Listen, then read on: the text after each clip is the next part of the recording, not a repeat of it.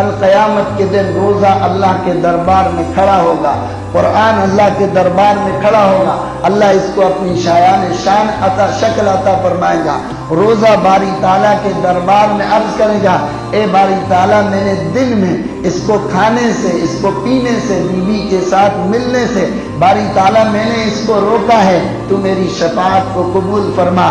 قرآن آئے گا، کہے گا باری تعالیٰ یہ دن بھر روزے میں کام کرتا تھا، تھکتا تھا، تڑپتا تھا، پریشان ہوتا تھا، تھک ہار کے پھر عشاء کے اندر آ کر تراویح میں مجھے سنتا تھا، اے باری تعالیٰ یہ تھک ہار کر مجھ کو سنتا تھا، میں اس کی شفاعت کرتا ہوں، اے اللہ اس کی شفاعت کو قبول فرما لے، تو میری شفاعت کو قبول فرما لے۔ حدیث کے الفاظ ہیں کہ اللہ روزے کی اور قرآن کی شفاعت کو ضرور قبول فرمائے گا۔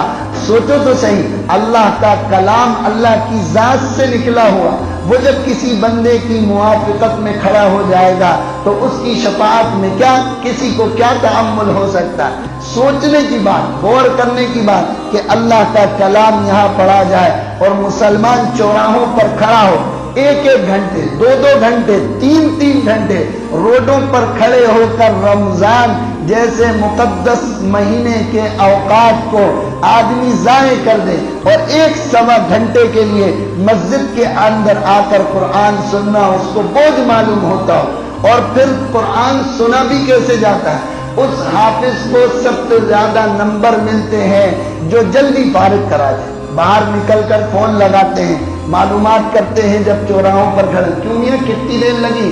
ارے صاحب آج حافظ صاحب نے سما باندھ دیا، 45 منٹ میں ہی باہر کر دیا، میں بتر کے باہر ہو، تم سوا گھنٹہ او پیسنجر میں لگ گئے، تم بھی کہاں مفتی صاحب کی چیزیں پڑ گئے، سڑی سڑائی گاڑی ہے ان کی دھیرے دھیرے چلتی، سوا گھنٹہ 35 منٹ میں میاں باہر ہو گئے، سوا پارہ پڑھ دیا۔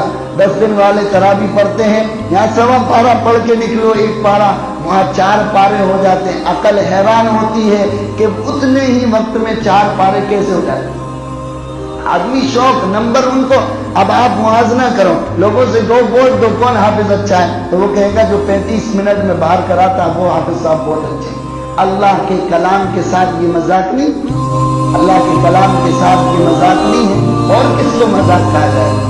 کیا اللہ کے اگر حافظ صحیح پڑھے، قرأت سے پڑھے، مقتدی پیچھے سے انگلی کرتے ہیں، ارے حافظ صاحب تھوڑا تیز پڑھو، لگتا ہے گھر سے جھگڑا کر کے ٹینشن جو ہو وہاں نکالنا، ہمیں تو جلدی سے پڑھا، 40 منٹ میں 50 منٹ میں بات۔ لوگ اس عنوان پر حافظوں کو مقرر کرتے ہیں، نہ کوئی تقویٰ دیکھتا، نہ کوئی طہارت دیکھتا، نہ کوئی پاکیزگی دیکھتا ہے، نہ کوئی چہرہ موڑا دیکھتا ہے۔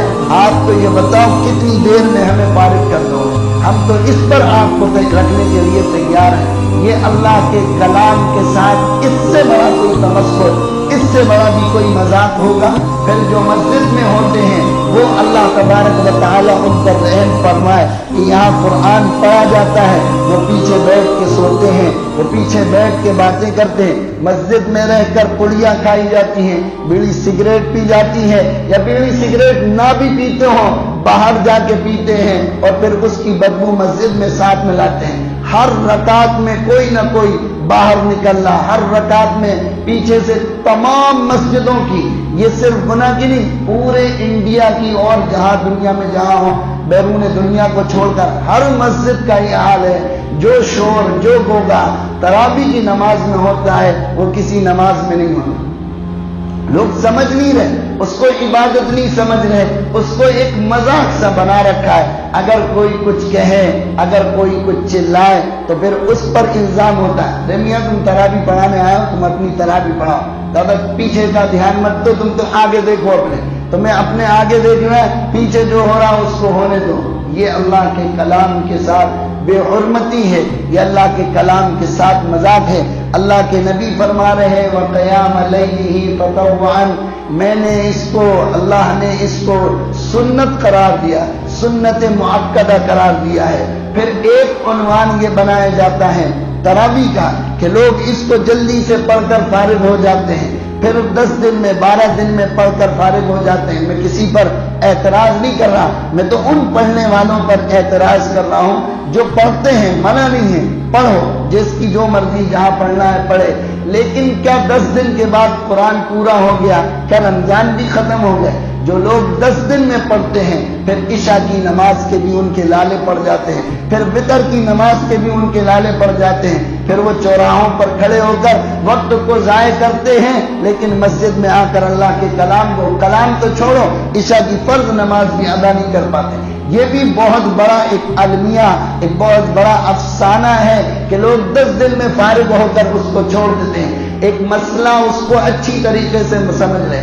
اس مہینے کے اندر قرآن اور تراویح سے متعلق 2 سنتیں ہیں.